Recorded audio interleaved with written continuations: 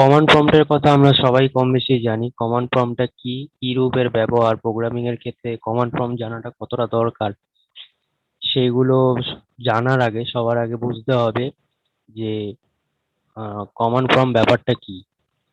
Command prompt মানে prompt মানে হচ্ছে একটা উইন্ডো বা একটা ডায়লগ যেখানে আমাকে কমান্ডের জন্য জিজ্ঞেস করছে। ঠিক আছে, সিস্টেম আমার থেকে কিছু কমান্ড চাইবে, সেই ব্যবস্থাটার নামই হচ্ছে কমান্ড প্রম্পট।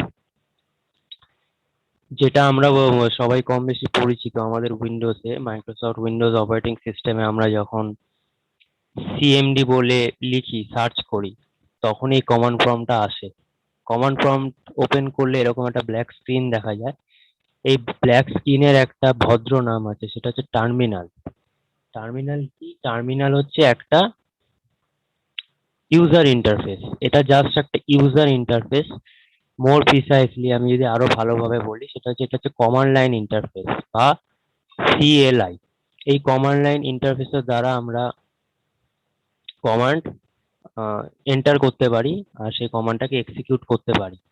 এইটা হচ্ছে কমান্ডে আমার কমান্ড প্রম্পটের উইন্ডো। এই যে টাইটেলটা দেখা যাচ্ছে ওপরে, কমান্ড প্রম্পট, আর লেখা আসছে মাইক্রোসফট উইন্ডোজ, ভার্সন দেখাচ্ছে Microsoft corporation, all rides reserve.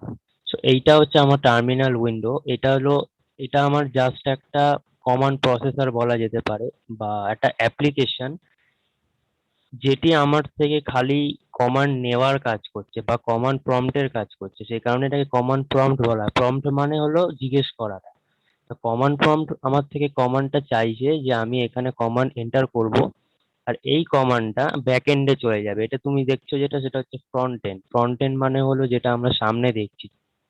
ঠিক আছে, এটা জাস্ট একটা উইন্ডো, এটা আর কিছু না। যেমনি আমাদের ওয়েবসাইটে ফর্ম ফিল আপ করার সময় টেক্সট বক্স থাকে, নাম, ইমেল, সমস্ত কিছু, ফোন নাম্বার লিখতে হয়, এটাও তেমনি একটা জাস্ট একটা উইন্ডোজ যে আমার থেকে খালি ইনপুট গুলো নেবে। আমি এনি কমান্ড এখানে টাইপ করতে পারি। ঠিক আছে, এই কমান্ড গুলো এখানে টাইপ করব, এই কমান্ডে যে এন্টার মারা হবে সাথে সাথে এটা ব্যাক এন্ডে চলে যাবে। ব্যাক এন্ডে আছে শেল। শেল হচ্ছে মেন কমান্ড প্রসেসর, যে কিনা ইঞ্জিনের কাজ করছে, যে এই কমান্ড গুলোকে অ্যাকচুয়ালি প্রসেস করছে। আর কমান্ড প্রম্পট এটা হচ্ছে জাস্ট এটাকে টার্মিনালও বলা হয়। এটা হচ্ছে জাস্ট অ্যাপ্লিকেশন, একটা একটা ইউজার ইন্টারফেস, মোর প্রিসাইসলি কমান্ড লাইন ইন্টারফেস, যে কিনা আমার থেকে কমান্ড গুলো জাস্ট নেবে, নিয়ে ব্যাক এন্ডে শেলকে পাঠিয়ে দেবে। শেল হচ্ছে ইঞ্জিন, শেলই সব কাজটা করবে, আর শেলই ফার্দার কমিউনিকেট করবে কার্নেলের সাথে। কার্নেল হলো অপারেটিং সিস্টেমের হার্ট। সেটা হচ্ছে ব্যাক এন্ডের পার্ট, ওটা আমাদের এখন না জানলেও হবে। আমাদের হচ্ছে কমান্ড প্রম্পট কি, কমান্ড প্রম্পট আর টার্মিনাল কি, সবই একই কথা। কমান্ড প্রসেসর, কমান্ড টার্মিনাল, বা টার্মিনাল বা কমান্ড প্রম্পট বা সিএমডি। ঠিক আছে, এগুলো সবটাই হচ্ছে, বা কমান্ড লাইন ইন্টারফেস, এগুলো সবটাই হচ্ছে একই আহ, একই জিনিসের নাম। ঠিক আছে, আর মাথায় রাখতে হবে যে এটা জাস্ট ফ্রন্ট এন্ড পার্টটা। আমি অনেকগুলো কমান্ড প্রম্পট এট এ টাইম খুলতে পারি। ঠিক আছে, এগুলো হচ্ছে সব ইনস্ট্যান্স, মানে একই অ্যাপ্লিকেশনের অনেকগুলো আহ, ছায়ামূর্তি বলা যেতে পারে, বা জেরক্স কপির মতন। ঠিক আছে, কিন্তু এগুলো সবগুলো কিন্তু সেপারেট প্রসেস। এই টার্মিনাল এগুলোর কিন্তু প্রসেস আইডি আলাদা, ইমেজ নেমটা এক। ইমেজ নেম মানে হলো সিএমডি ডট ইএক্সি, এইটা একই, এটার ক্ষেত্রেও এক, এটার ক্ষেত্রেও এক। খালি পার্থক্য যেটা, সেটা হলো যে প্রসেস আইডি। আমি যদি এখানে দেখাই প্রসেস আইডি, দুটো প্রসেস আইডি কিন্তু আলাদা আছে। ঠিক আছে, আমি দোকানে খুলেছি, দুটোই সিএমডি এক্সি আছে। এবার আমি এখান দিয়ে যদি ডিটেলসে যাই, টাস্ক ম্যানেজারে গিয়ে আমি এখানে দেখতে পারবো সিএমডি থাকা উচিত এখানে। এই যে সিএমডি দুখানা খোলা আছে আমার কাছে। একটার প্রসেস আইডি 6504, আরেকটার প্রসেস আইডি 11004। ঠিক আছে, আমি যদি আরেকটা খুলি, তাহলে সম্ভবত আরেকটাই এখানেই শো করবে আমাকে। আরেকটা আমি কমান্ড প্রম্পট খুলে দিয়েছি, এই যে আরেকটা খুলে গেছে, এটাও সিএমডি এক্সি, এটার প্রসেস আইডি হলো 10188। তার মানে এগুলো সব আলাদা আলাদা প্রসেস মেমোরিতে লোড হয়েছে। অপারেটিং সিস্টেম এই প্রসেস গুলোকে একসাথে ম্যানেজ করছে। এগুলো জাস্ট ওই টার্মিনাল বা সিএমডি ডট ইএক্সির ইনস্ট্যান্স, তিনখানা ইনস্ট্যান্স। ঠিক আছে, এরা আমার থেকে 3টে উইন্ডোতে 3 রকম কমান্ড আমার থেকে নেবে, কিন্তু শেল একখানেই আছে, যেটা ব্যাক এন্ডে আছে শেলকে পাঠাবে, শেল সেটাকে এক্সিকিউট করে নিজে এক্সিকিউট করবে, আর যদি প্রয়োজন বোধ হয় সে কার্নেলের সাথেও সম্পর্ক করবে বা আদান প্রদান করবে ডেটাটাকে। আলটিমেটলি শেল কার্নেলের সাথেই কাজ করতে হয়, কিন্তু কিছু কিছু কাজ যেটা শেলের মধ্যেই হয় সেক্ষেত্রে শেলটা হলো কার্নেলের খোলক। ঠিক আছে, ডিমের মতো যদি কল্পনা করা হয়, ডিমের কুসুমটা হচ্ছে কার্নেল, দেন হচ্ছে আমার যে সাদা পাটটা সেটা হচ্ছে শেল, আর বাইরের একদম খোলটা দেখছি যেটা সলিড খোলটা থাকে সেইটা হচ্ছে আমার এই টার্মিনাল। ঠিক আছে, এইটা কিন্তু কমন প্রসেসর নয়। Common processor in the true sense হলো আমার শেল, কারণ শেলই কমান্ড গুলোকে এক্সিকিউট করবে। এই কমান্ড প্রম্পট বা টার্মিনালের কাজ হচ্ছে শুধুমাত্র কমান্ড গুলো আমার থেকে নেওয়া, নিয়ে শেলকে পাঠিয়ে দেওয়া। এটা লিনাক্সের ক্ষেত্রেও সেম কনসেপ্ট, ওখানেও একই কাজ হয়। আচ্ছা, বেসিক প্রোগ্রামিং এর ক্ষেত্রে যারা প্রোগ্রামার তাদের বেসিক যেভাবে ধারণাটা থাকা দরকার সেটা দিয়ে দিলাম। এবারে যেটা প্রয়োজন সেটা হলো তাদের কিছু কমান্ড তাদের জানা দরকার, কিভাবে এটার সাথে কাজ করবে, কিভাবে কমান্ড প্রম্পটের সাথে কাজ করবে। তার জন্য যেগুলো মেন সেটা হচ্ছে সবার আগে যে জিনিসগুলো আমাদের মেনলি কমান্ড প্রম্পটে ফেস করতে হয় সেটা হচ্ছে ফাইল ম্যানিপুলেশন, ফোল্ডার ম্যানিপুলেশন, মানে ফাইল ক্রিয়েট করা, ডিলিট করা, তাতে কন্টেন্ট রাখা। ঠিক আছে, ফাইল কপি করা, রিনেম করা, এই সমস্তগুলো হচ্ছে ফাইল ম্যানিপুলেশন। ফোল্ডারের ক্ষেত্রেও তাই, ফোল্ডার ক্রিয়েট করা, মুভ করা, কপি করা, ডিলিট করা, রিনেম করা, এগুলো হচ্ছে সমস্ত ফোল্ডার ম্যানিপুলেশন। এবার মেনলি যেটা আমাদের কমান্ড প্রম্পটে প্রয়োজন কেন পড়ে, কমান্ড প্রম্পটের প্রয়োজন এখন অতটা পড়ে না যতটা আগে পড়তো। মানে হিস্ট্রি যদি আমরা আলোচনা করি একদম শুরুর দিকে, তখন ইউনিক্স বা তার আগের যে অপারেটিং সিস্টেম গুলো ছিল সে সময় সমস্ত কাজটাই আমাদের হতো কমান্ড লাইনের থ্রুতে। সেখানে মাউস পয়েন্টার বা মাউসের কোনো স্থান ছিল না, ব্যবহারই ছিল না, হার্ডওয়্যারটাই ছিল না। তখন সমস্ত কাজ কমান্ড দিয়ে করা হতো। যেমন ডেট জানার জন্য ডেট আমরা লিখতাম, এই যে date, the current date is 2nd August 2021, এরকম। এখন আমরা যেটা আমরা দেখে নিতে পারছি এখানে ডেটটা গ্রাফিক্যাল ইউজার ইন্টারফেসের দ্বারা আমার এখানে গ্রাফিক্যালি দেখাচ্ছে, কিন্তু তখন সেটা হতো না। জানতে গেলে আমাকে ওটাকে ম্যানুয়ালি টাইপ করে জানতে হতো। টাইমের ক্ষেত্রেও তাই, টাইম। ঠিক আছে, তো এই কমান্ড গুলো সাপোর্ট তখনও ছিল, এখনো আছে, কিন্তু এই গ্রাফিক্যাল ইউজার ইন্টারফেসটা কিভাবে এলো সেটা বুঝতে গেলে যেটা জানতে হবে সেটা হচ্ছে যে সিম্পলি ইউজার ফ্রেন্ডলিনেসটা বাড়ানোর জন্য আগে যখন পুরো কম্পিউটার আমরা চালু করতাম, শুরু থেকে শেষ পর্যন্ত পুরো কাজটাই কম্পিউটারে ব্ল্যাক স্ক্রিনে হতো, এরকম হোয়াইট ক্যারেক্টার থাকতো, কালার চেঞ্জ করা যেত। ঠিক আছে, যেমন আমি কালার যদি চেঞ্জ করি, পরে এগুলো বলবো কিভাবে হয়।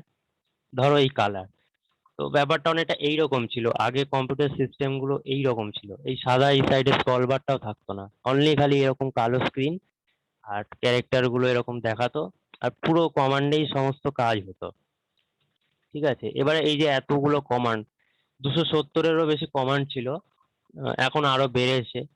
ইন্টারনাল, এগুলো সব ইন্টারনাল কমান্ড। ঠিক আছে, এক্সটার্নাল কমান্ডও অনেক, মানে সীমা নেই এর কোনো।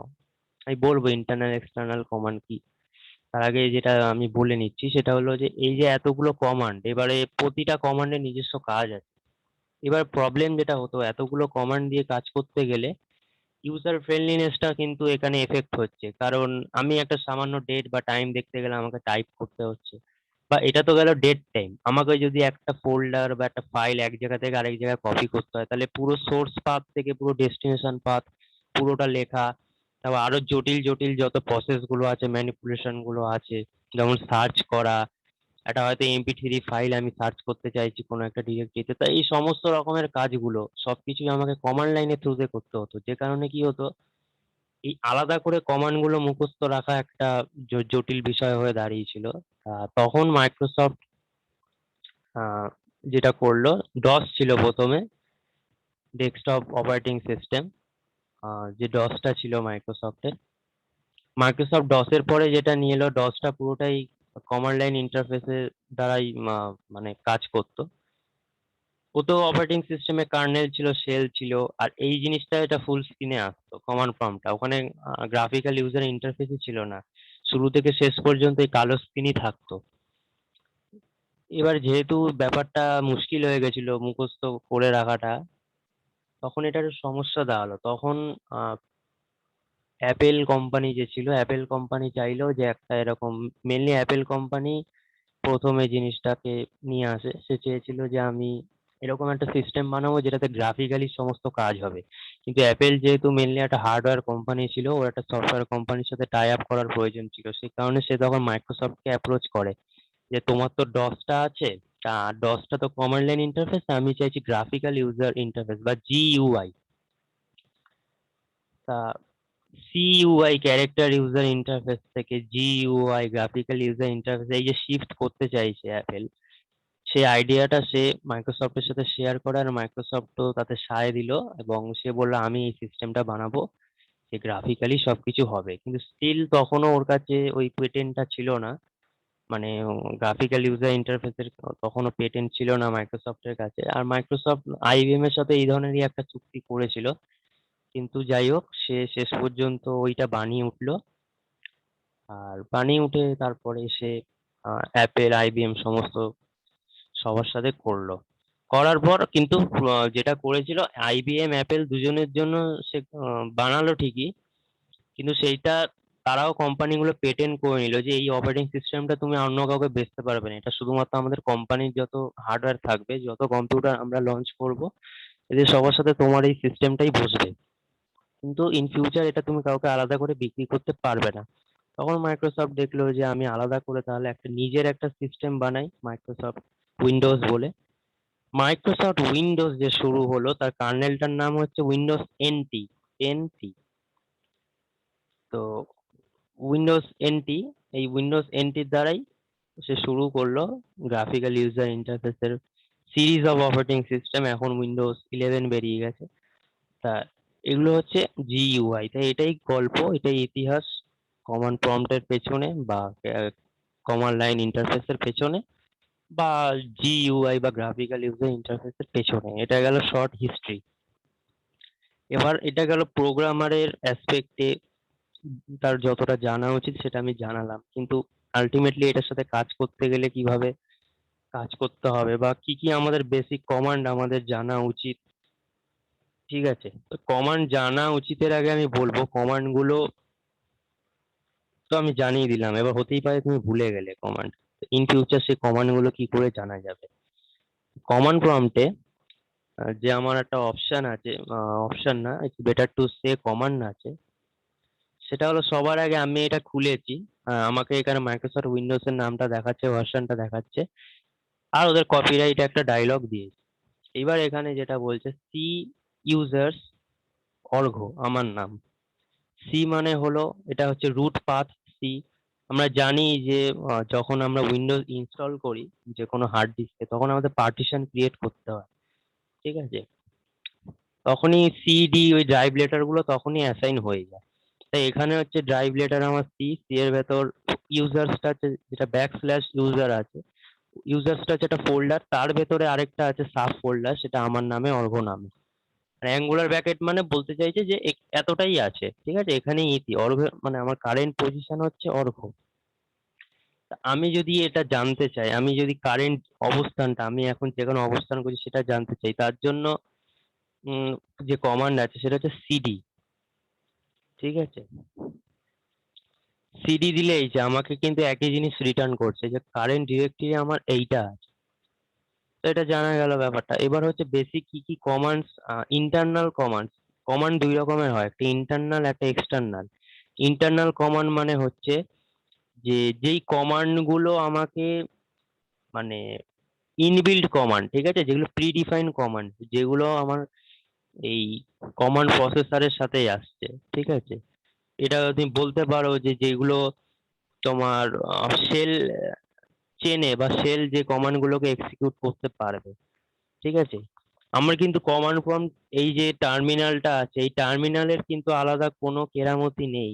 খালি এর কাজ হচ্ছে এই যে সিডিটা দিয়েছি আমি, এই সিডিটা ইনপুটটাও নিয়েছে আমার থেকে, নিয়েও সেলে পাঠিয়ে দিয়েছে। সেল কিন্তু যা কিছু প্রসেস করছে, সে ইন্টারনাল কমান্ড হোক এক্সটার্নাল কমান্ড হোক, সবকিছু কিন্তু ওই দেখাশোনা করে। এর কাজ হচ্ছে খালি কমান্ড গুলো নেওয়া। এবার কথা হচ্ছে যে ইন্টারনাল কমান্ড মানে কি। ইন্টারনাল কমান্ড হলো প্রি ডিফাইন কমান্ড, যেগুলো কমান্ড ডট কম বলে একটা ফাইল আছে, কমান্ড ডট কম। এই যে কমান্ড ডট কম ফাইলটা, এই ফাইলের মধ্যে এমবেড করা আছে, মানে এই ফাইলের মধ্যেই সব লিস্ট করা আছে এই কমান্ড গুলো, predefine command. Internal command সে কারণে বলা হয়েছে কারণ উইন্ডোজ ইনস্টল করার সাথে সাথে এই কমান্ড গুলো আহ, মানে ইনস্টলেশনের সাথেই আসছে, তোমাকে আলাদা করে এই কমান্ড গুলো ইনস্টল করতে হয় না। সেই কারণে কমান্ড ডট কম এটা একটা ফাইল যার মধ্যে আহ, আছে কমান্ডস গুলো আছে। এই যে সিডি কমান্ড বা টাইম যদি আমি দিই, টাইম, ঠিক আছে, ডেট, এই সমস্ত গুলো হচ্ছে ইন্টারনাল কমান্ড। আর এক্সটার্নাল কমান্ড, ধরো আজকে একটা MP3 কনভার্টার নিলে, এমপি থ্রি MP3 প্লেয়ারই লিখছি, প্লেয়ার, ঠিক আছে। ধরো একটা এক্সটার্নাল একটা অ্যাপ্লিকেশন ডাউনলোড করেছো, যেমনি MP3 গান প্লে করার জন্য আমাদের MP3 প্লেয়ার ইনস্টল করতে হয়, VLC, গম, মিডিয়া প্লেয়ার অনেক রকম আছে। কে প্লেয়ার ছিল, এটাকেও কে লাইট, একটা কোডেক প্যাকের সাথে আগে একটা প্লেয়ার আসতো, ওটা বেশ আমার ভালো লাগতো। তা সেরকম, তো এইখানে MP3 প্লেয়ার এটা হচ্ছে আলাদা একটা এক্সটার্নাল অ্যাপ্লিকেশন, যেটা আমি নেট থেকে ডাউনলোড করেছি। করে এটা পাথ সেট করতে হয়, বলবো কিভাবে পাথ সেট করতে হয়, বা এটাকে System32 ডিরেক্টরিতে আমি ঢুকিয়ে দিয়েছি। এবার সেখান থেকে আমি এটাকে অ্যাক্সেস করতে চাইছি, ইন দ্যাট কেস কি হবে, MP3 প্লেয়ার আমি যখন লিখে এন্টার মারছি, আমাকে একটা এরর দিচ্ছে, বলছে MP3 player is not recognised as an internal or external command, operable program or batch file. বলতে চাইছে যে MP3 player is not a recognised internal command. সে তো বটেই, এটা ইন্টারনাল কমান্ড তো নাই, কারণ মাইক্রোসফট উইন্ডোজে এই নামের কোনো কমান্ড নেই। এক্সটার্নাল কমান্ড এই কারণে নয়, কারণ আমি নেট থেকে ডাউনলোড করে যদি থাকিও অ্যাপ্লিকেশনটা, আমি সেটার পাথ সেট করিনি, বা ওর যে ডিফল্ট ডিরেক্টরি যেখানেও সার্চ করে System32, সেখানেও আমি ফেলিনি অ্যাপ্লিকেশনটাকে, মানে কপি করিনি ওই পাথে। তার মানে ও পাবে না, সেটাই বলছে। তা এটাই হলো ইন্টারনাল আর এক্সটার্নাল কমান্ডের মধ্যে পার্থক্য। আচ্ছা, এবারে যেটা আমাদের জানতে হবে, বেসিক কি কমান্ড আছে। বেসিক কি কি কমান্ড আছে সেটা জানার জন্য আমাদের যেটা করতে হবে, স্ক্রিনটাকে ক্লিয়ার করে দিলাম। এবার আমি হেল্প টাইপ করব। হেল্প টাইপ করলে এই যে আমার এখানে যাবতীয় যত রকমের কমান্ড আছে সব শো করছে। এইগুলো সবকটাই কিন্তু ইন্টারনাল কমান্ড, ঠিক আছে। এই যে বলছে, আবার আরেকটা কথা বলছে, for more information on a specific command type help command name. বলতে চাইছি এই যে কোনো একটা কমান্ডের আমি ব্যবহার জানতে হবে, ঠিক আছে। হতেই পারে আমি ভুলে গেছি, বা আমি আরেকবার দেখতে চাইছি যে কমান্ডটাকে কিভাবে ব্যবহার করা যেতে পারে। তার জন্য যেটা করতে হয়, এগুলো কিন্তু এক একটা লাইন এক একটা কমান্ড, ঠিক আছে। যে একো, এন্ড লোকাল, ইরেজ, এক্সিট, এগুলো সব কমান্ড। তা আমি ধরে নেওয়া গেল যে আমি এখান দিয়ে যে কোনো একটা কমান্ড আমি ধরে নিলাম যে আমি ডেট কমান্ডটা জানতে চাইছি, ডেট কমান্ডটাকে কিভাবে ইউজ হবে। তা বলছে কি কি করতে হবে তার জন্য, for more information on specific command type help. Help তার সাথে যেই কমান্ডটার ব্যাপারে জানতে চাও সেইটা লিখতে হবে। আমি যদি কমান্ডের ব্যবহার জেনে থাকি, তাহলে আমি ডিরেক্ট ডেট লিখে এন্টার মেরে দেবো, ঠিক আছে। এই যে এন্টার দ্য নিউ ডেট বলছে এখানে, অনেক সময় কি হয় যদি অ্যাডমিনিস্ট্রেটর রাইটস না থাকে, মানে যদি অ্যাডমিনিস্ট্রেটরের রাইটে তুমি টার্মিনালটা ওপেন না করে থাকো, তাহলে তুমি এখানে ডেটটা মডিফাই করতে পারবে না, অনলি রিড অনলি থাকবে, দেখতে পারবে, ঠিক আছে। ইন দ্যাট কেস তোমাকে কমান্ড প্রম্পটটা যখন খুলবে, তখন এটাকে ওপেন করার সময় রাইট ক্লিক করে রান অ্যাজ অ্যাডমিনিস্ট্রেটর করতে হবে, তাহলে অ্যাডমিনিস্ট্রেটিভ রাইটটা সাথেই ওপেন হবে টার্মিনালটা। এবার এখানে যেটা আমি করতে চাইছিলাম, আমি ডেট কমান্ডটার ইউজেস দেখতে চাইছিলাম, কি করে ইউজ হয়, তার জন্য হেল্প ডেট লিখতে হবে। এবার বলছে what is the usage of this command, okay, so the usage is displays or sets the date, মানে this command is used to display, either display or to set the date, ঠিক আছে। so you can see the date also or you can change date, টি, date, ঠিক আছে। এই যে slash টিটা আছে, এটা হচ্ছে সুইচ, সুইচ বা প্যারামিটার। একটা কমান্ডকে মডিফাই করা যায়, একটা কমান্ড যখন আমরা, সেটা ইন্টারনাল বা এক্সটার্নাল যে ধরনের কমান্ড হোক, ওটাকে যখন এক্সিকিউট করি, শেলে যখন পাঠাই, অ্যাডিশনাল কিছু প্যারামিটার বা ইনফরমেশন পাস করতে পারি, যেটাকে সুইচ বলা হয়, স্ল্যাশ টি যেটা দেখাচ্ছে। এই সুইচটা লাগে, না হলে ডিফল্ট যে প্যারামিটার সেগুলোই পাস হবে, ঠিক আছে। এবার কি বলছে, type date without parameter to display the current date setting and prompt for a new one, press enter to keep the same date. It means if you don't want to change the date, the date it's showing you, then you don't need to do anything. You just press enter and it will continue. Okay. If command extensions are enabled, the date command supports the T switch, which tells the command to just output the current date without prompting for a new date. So it's telling us that if you only want to see the date, you don't want to change the date, only you want that the system will show you the date, then enter this command, date slash T. See, now it's only showing me the date. It's not asking me for further modification. Okay, so this is how you use the command as well as the switch all together. Switch কিভাবে use হবে কমান্ডের সাথে সেটারই এটা example. এই সব কটা command যে কোনো একটা কমান্ডের ব্যাপারে আমি জানতে পারি, যেমনি ডেটের ব্যাপারে জানলাম। আমি এখানে এই যে মুভ কমান্ডটা আছে, আমি জানতে চাই কি করে মুভ হয়, তার জন্য আমি হেল্প লিখলাম, হেল্প মুভ। হেল্প মুভ করলে বলছে moves files and names, files and directories, moves files and renames. So it has two purposes. Okay, so what are the two purposes? One, you can move the file to a new destination, to a new path, or you can rename the file.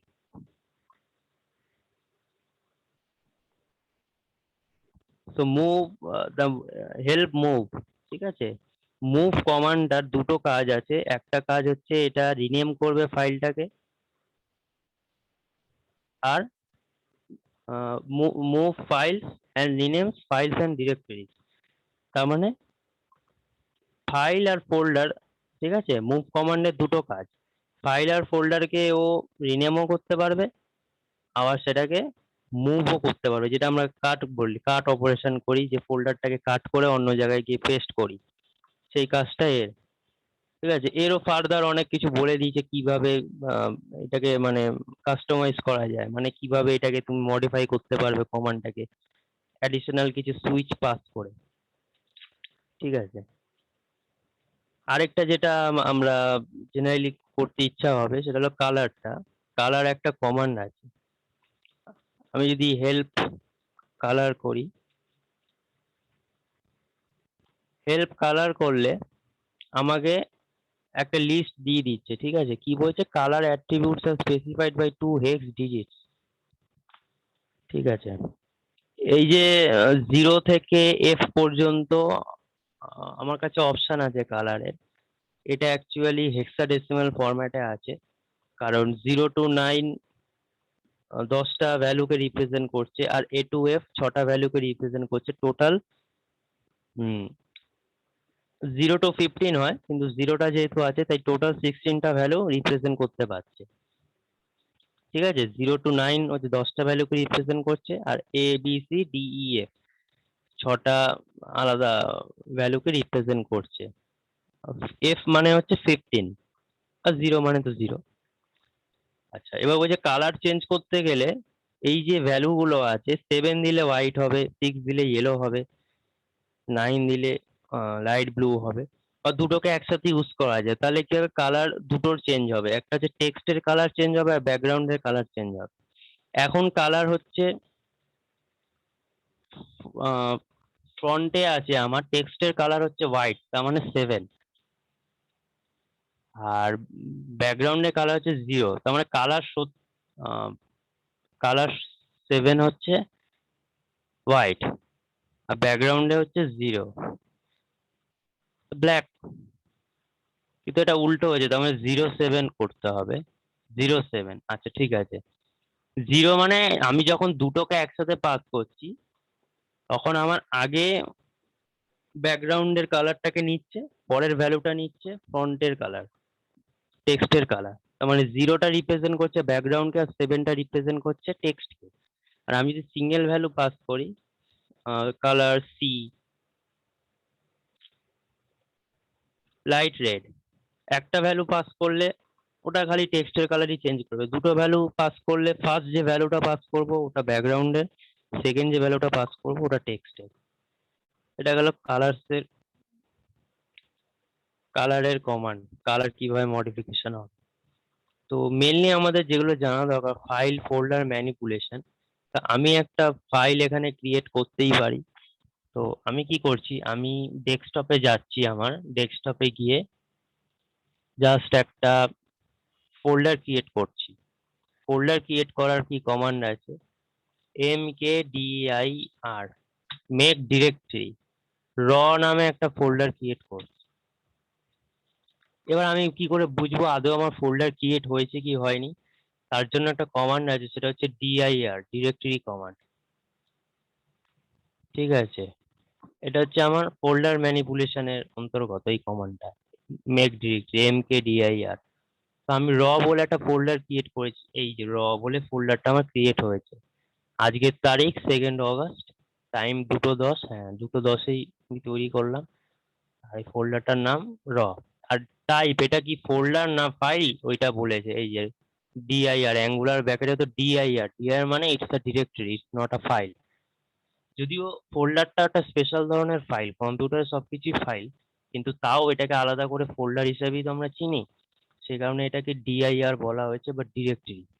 আর এই যে নিচে যেটা আছে, এই যে subscribe 5 MP4 test.bat, হুম, বা এটা একটা পিএনজি আছে untitled.png, এই যে এটা আছে এগুলো সব ফাইল, এই কারণে এর কিন্তু ডিরেক্টরিটা লেখেনি। যেগুলো ফোল্ডার আছে সেগুলোর জন্য ডিরেক্টরি লিখেছে, ফাইলগুলোর জন্য লেখেনি। আর এই যে 4026, এই যে এইটা দেখা যাচ্ছে, এই নাম্বারিং গুলো কি, এই নাম্বার হচ্ছে সাইজ। ঠিক আছে, বাইটসে থাকে সাইজ গুলো সম্ভবত, হ্যাঁ most chances are very high that this values will be in bytes. এতগুলো বাইটস, ঠিক আছে, এতগুলো বাইট। তো এতটা বাইট মানে এটা ফাইলটার সাইজ কত আমি যদি জানতে চাই, আমি যদি এখান থেকে ক্যালকুলেটরটা খুলে নিই, এখানে দেখাচ্ছে 4026, 4000, সরি, 4026। এটাকে আমি ভাগ করছি, আমি এটাকে বাইটস থেকে নিয়ে যেতে চাইছি কিলো বাইট, মানে এত বাইট মানে ঠিক কত বাইট।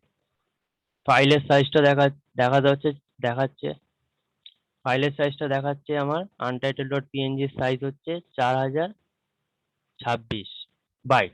তা এত বাইটস আমি কি করে জানবো যে এটা কত কেবি বা কত এমবি। আমরা জানি যে প্রথমে যে বিট, 8 বিটে 1 বাইট। ঠিক আছে, এবার যে 1024 বাইটসে 1 কেবি, 1024 কিলোবাইটে 1 এমবি, এবার 1024 মেগাবাইটে 1 জিবি, এবার 1024 করে যাচ্ছে। তা এখানে তাহলে দেখাচ্ছে যে এই যে বাইট আছে, বাইটটা তো ছোট, আমি কেবিতে যেতে চাইছি, বাইটের থেকে কেবিটা বড়। তা আমি যখন ছোট থেকে বড়তে যেতে যাব আমরা জানি তখন আমাদের ভাগ করতে হয়, আর আমরা যখন বড় থেকে ছোটতে আসতে চাই তখন আমাদের গুণ করতে হয়। তা আমি যেহেতু ছোট থেকে বড়তে যাব, কেবিতে এটা জানতে চাই, সে কারণে আমাকে এটা ভাগ করতে হবে কত দিয়ে, 1024 দিয়ে। 1024 দিয়ে যদি ভাগ করি তাহলে দেখা যায় 3.932ই ধরলাম আমি এটাকে।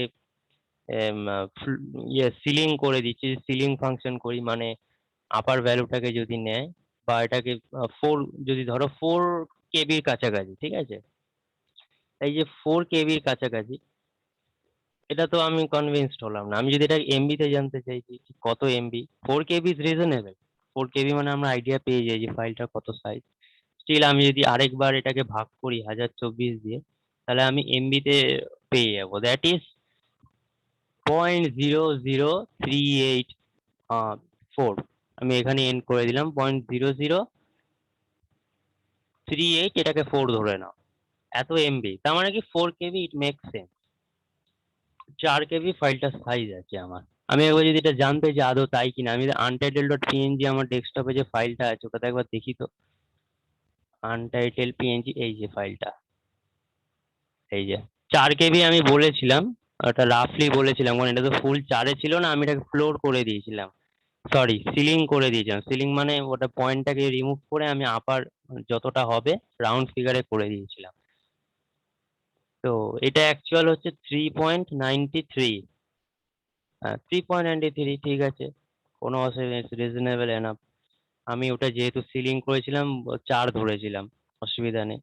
তো এইরকম ভাবে এটাই ডিফারেন্স ক্যারেক্টার ইউজার ইন্টারফেস আর গ্রাফিক্যাল ইউজার ইন্টারফেসে, তোমাকে এত কিছু করে মাথা খাটাতে হচ্ছে।